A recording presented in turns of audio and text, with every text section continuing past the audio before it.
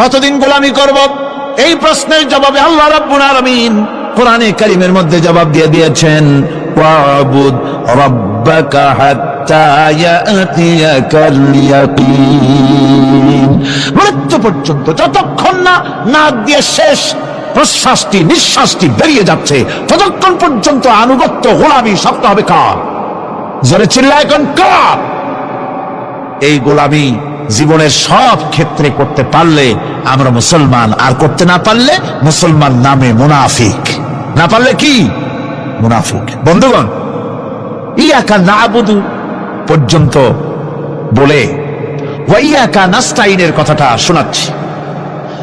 সূরা ফাতিহার ভিতরে আমরা পড়েন আমার সাথে, ইয়াকা নাবুদু ওয়া ইয়াকা নাস্তাইন। আয় আল্লাহ, একমাত্র তোমার গোলামি করি আর একমাত্র তোমার কাছে সাহায্য চাই। তুমি ছাড়া কারো কাছে সাহায্য? এটা কি ঠিক? এটা কি আমাদের মনের কথা, ইমানের কথা?